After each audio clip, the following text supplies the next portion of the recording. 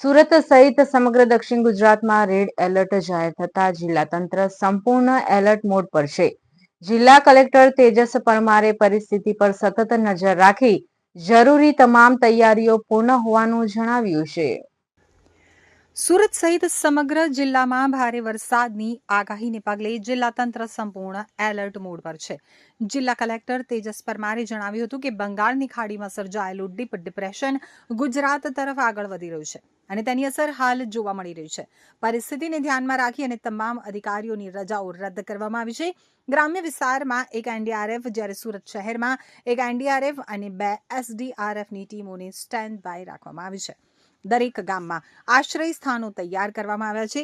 નીચાણવાળા વિસ્તારોમાં રહેતા લોકોને જરૂર પડે તો સલામત સ્થળે ખસેડી જવા સૂચના આપવામાં આવી છે. કલેક્ટરે લોકોને બિનજરૂરી બહાર ન નીકળવાની ખાસ અપીલ કરી છે.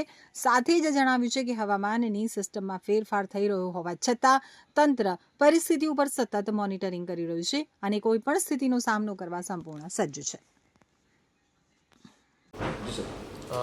બંગાળની ખાડીમાં જે ડીપ ડિપ્રેશન ક્રિએટ થયું હતું તે અત્યારે આગળ વધતું ગુજરાતની નજીક આવી પહોંચ્યું છે અને તેની અસર સુરત જિલ્લા અને શહેરમાં પણ વર્તાવા લાગી છે. વહેલી સવારથી જ સુરત જિલ્લા અને શહેરમાં વરસાદ વરસી રહ્યો છે અને તેની તીવ્રતા ધીરે ધીરે વધવાની છે. આગામી 24થી 48 કલાક દરમિયાન આ જે વરસાદ છે તે ભારેથી અત્યંત ભારે વરસાદ સુરત જિલ્લા અને શહેરમાં થવાનો છે. એથી તકેદારીના ભાગરૂપે આમ તો ગઈકાલથી જ તમામ ટીમોને સાવચેત કરી દેવામાં આવી છે. તમામ તાલુકા વિકાસ અધિકારીશ્રી, મામલતદારશ્રી, પ્રાંત અધિકારીશ્રી તમામને આ બાબતે એલર્ટ કરવામાં આવ્યા છે. સુરત મહાનગરપાલિકાની ટીમ પણ છેલ્લા 2 દિવસથી એલર્ટ મોડ ઉપર જ છે અને માનનીય કમિશનરશ્રી દ્વારા પણ તેમની સતત મિટિંગ લઈને તેમને પણ સાવચેત કરવામાં આવેલા છે. આજે વહેલી સવારથી જે વરસાદ શરૂ થયો છે તે બાબતે આજે વહેલી સવારથી તમામ અધિકારીઓને ફરીથી સચેત કરવામાં આવ્યા છે અને નીચાણવાળા વિસ્તારમાંથી લોકોને સ્થળાંતર કરીને સેફ સ્થળે લઈ જવા માટેની તમામને સૂચના આપવામાં આવી છે. આપણા જે આશ્રય સ્થાન જે છે તેને પણ આપણે તૈયાર કરવામાં આવ્યા છે અને ત્યાં પણ લોકો આશ્રય મેળવી શકે છે. વિશેષ તકેદારીના ભાગરૂપે સુરત શહેરની અંદર એક એનડીઆરએફની ટીમ અને 2 એસડીઆરએફની ટીમ ઓલરેડી આપણી પાસે અવેલેબલ છે, જેને એલર્ટ મોડ ઉપર રાખવામાં આવી છે અને ગ્રામ્ય વિસ્તારમાં પણ એક એસડીઆરએફની ટીમ એલર્ટ મોડ ઉપર ઓલરેડી છે.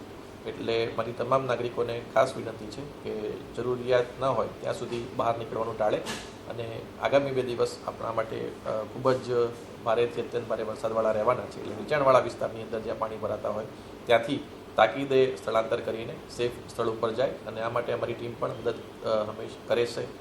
વધુમાં ઘણી વખત લોકો જ્યારે પાણી આવતું હોય ત્યારે જોવા માટે નીકળતા હોય છે અને અલગ અલગ સ્થળો જતા હોય છે. તેવા લોકોને પણ મારી ખાસ વિનંતી છે કે પોતાનું 2 વ્હીલર કે 4 વ્હીલર લઈને આ બધી બાબતો માટે બહાર ના નીકળે.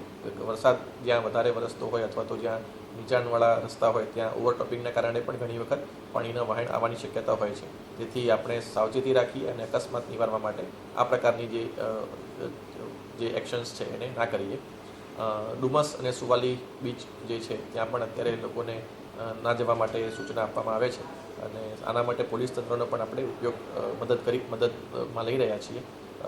છેલ્લા 2 દિવસથી આમ તો આપણી સમગ્ર ટીમ આ માટે કાર્ય કરી રહી છે, પણ આગામી 2 દિવસ છે ખૂબ જ આપણા માટે ભારે વરસાદના રહેવાના છે. તેથી મારી તમામ નાગરિકોને ફરીથી નમ્ર વિનંતી છે કે નીચાણવાળા વિસ્તારમાંથી તાકીદે સ્થળાંતર કરીને ઉપરના વિસ્તારમાં જાય અને શક્ય હોય ત્યાં સુધી જરૂરિયાત ન હોય ત્યાં સુધી બહાર નીકળવાનું ટાળે.